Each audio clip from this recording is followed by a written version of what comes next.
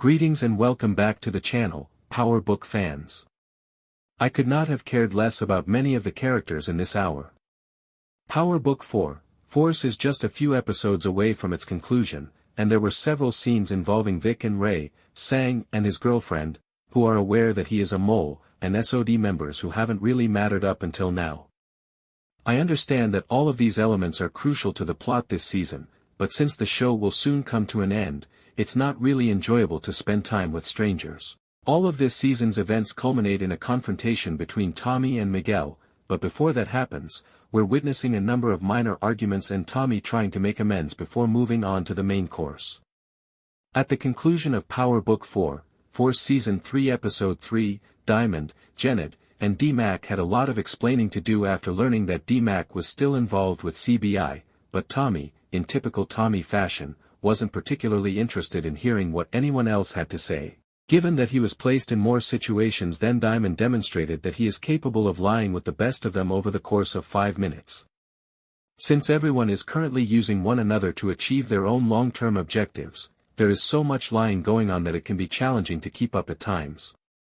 When Diamond described everything with D-Mac and King Kilo, I nearly lost my mind. He was so convincing that I had to take a moment to reflect on everything that has transpired thus far in Power Book 4, for Season 3 and keep in mind that Diamond was always the one driving D-Mac's downfall. He obviously couldn't and wouldn't tell Tommy that, but as he explained to Tommy how he was attempting to shield D-Mac the entire time, I couldn't help but feel that Tommy couldn't possibly accept everything he was saying without objecting. Over the years, Tommy has shown himself to be far too intelligent to have blind faith in people. Hell, you can even see that later in the hour when he determines that Elise is attempting to play him in a matter of minutes. So, does he believe everything Diamond says without question? Or is he holding off because he knows that he needs Diamond now and can handle him later? He seemed satisfied to take Diamond at his word for the time being, but only time will tell. And since D-Mac was in danger, he had to come up with a strategy to save him. From there, everything pretty much fell into his lap. Since D-Mac is so annoying and conceited, not in the same way as Tommy or even Ghost, for that matter, I have no trouble being his biggest detractor. Even when they were boasting, there was a subtle haughtiness, but with D-Mac, it sounds almost desperate. It seems as though he is attempting to persuade both himself and everyone around him that he is significant. 7162. He frequently gives the impression that his only motivation for joining CBI is to impress Genesis and enjoy the benefits that come with it. She keeps telling him that the street life isn't what she wants, but he doesn't seem to want to hear her. DMC only knows life, on the one hand. Although he feels most at ease and like himself there, it's difficult to see this working out for him in the long run because he is so brazen and impulsive. Other than Ben and Bailey, Grey's Anatomy should feature another happy couple. I liked that D-Mac apologized for what he said to his father, but it felt a little hollow for JP to come this season just to make amends with him. If not ashamed of his previous behavior, he sounded sufficiently sincere. In my opinion, D-Mac is still a child attempting to act like an adult. We've seen this before in the Power universe, but this time it's different because he hasn't had anyone to truly support him during any of this to help him succeed. Furthermore, his success has felt more like good fortune than a sign of things to come. Finding a fall guy was the key to Tommy's scheme to free D-Mac from King Kilo. King Kilo simply wanted whoever killed Mad Dog to pay a price, so it wasn't as if they had a long-standing grudge. And if you give him a fresh suspect on a silver platter, D-Mac might get away with it. Malik and Rashawn were characters I could not have cared less about, but it was a good plan, and everything worked out. They are merely tools to support Tommy in his ongoing efforts to seize control of the city. As an aside, is it just me, or has this season seemed even more violent than usual? This season, Eli Roth and Sam Raimi seem to have teamed up to increase the level of gore to 100. The death of Rashawn was brutal. However, I suppose it had to be done to further the story that King Kilo killed Mad Dog and that CBI was deadly serious about exacting revenge on his behalf. Speaking of that storyline, if Jenard had chosen to veer off course, Diamond's decision to impose it on him could have backfired spectacularly. However, Diamond appears to be more committed to his brother than Shanti at the moment, though that could change at any time.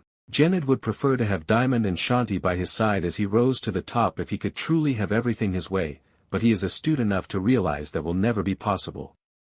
Shanti and Diamond would never take a back seat to one another. Jenard will eventually run out of time, so he's playing both sides for as long as he can get away with it. Before this hour, if I had to guess, I would have said that if he had to choose now, he would go with Diamond.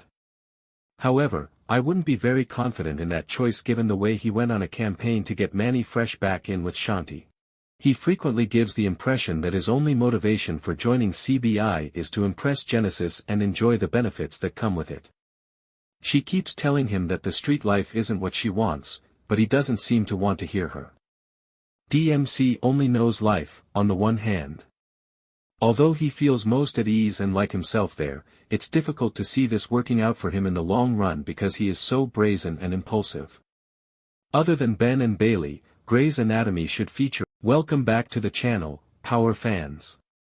If you thought episode 3 was explosive, Season 3 episode 4 is about to drill even deeper, into secrets, betrayal, and dangerous new power moves everywhere. From emotional breakdowns to shocking alliances, these sneak peeks tease chaos that could change everything in Chicago. Let's break it all down, and trust me, you don't want to miss the twist at the end. Claudia got released from prison, and how long will it be before she and Tommy meet in person? No one on Power has been incarcerated this long. Speaking of Claudia, the scene involving her and Vic seemed to represent the entire Flynn family. Walter established a dynamic where the two of them detested each other. The fact that D-Mac genuinely believes he is a kingpin is becoming increasingly depressing. I need someone to inform him that he is not Tariq St. Patrick. He is not at all like that. Tommy says, I ain't in a war. I'm surrounded by one. Diamond is questioning everything. Claudia is quietly making her biggest power move yet. Miguel Garcia is building silent alliances in places Tommy can't see. And D-Mac? His loyalty is being tested, and the streets are starting to change him. Episode 4 isn't just about moves. It's about survival. We hear Diamond say, Tommy ain't the only one who wants to be king. And then, the biggest shocker, Blanca Rodriguez returns with a case file labeled, Thomas Egan. Informant activity. The sneak peek hints at a secret from Tommy's past, something he's been hiding that could destroy his entire empire if it comes out. But is it real, or just a setup? Brace yourself, because episode 4 will deliver, a deadly ambush, but it's not who Tommy expects. A major flip, someone switches sides, permanently. D-Mac goes deeper into the game, possibly making a life-changing decision. Claudia may finally step into full villain mode. The mole inside Tommy's operation. One step from being revealed. The final shot of the promo, chilling, Tommy stands alone, staring at a burning warehouse. Maria didn't want to be involved in her brother's shenanigans. Mireya is actually the funniest person on the entire show. However, because she loves Tommy Egan, she is now right in the center of things, playing mob nurse and getting shot at. Diamond is precise in a manner that Tommy and Jenard will never be, and he's the kind of cool-headed person they might only imagine. He wants to rise to the top of the food chain, just like them, but he doesn't want to achieve it in the same manner. Although Diamond occasionally acts as Tommy's defender, he also recognizes Tommy's benefits in a way that Jenard is too blind to. Jenard perceives someone who is stealing from him and an intruder. Someone in what he feels ought to be his own place. He is unwilling to set aside his pride in order to recognize the benefits of working really with someone like Tommy. In addition, Shanti, who is quite convincing, is in his ear every 5 seconds reminding him that they must rule the world. Shanti is a fascinating character because she is well liked on the streets, yet it's obvious that being a woman has kept her where she is. I will say it till the very end, Shanti, Jenard, Tommy, and Diamond working together would be everything. She is intelligent, cunning, and cunning.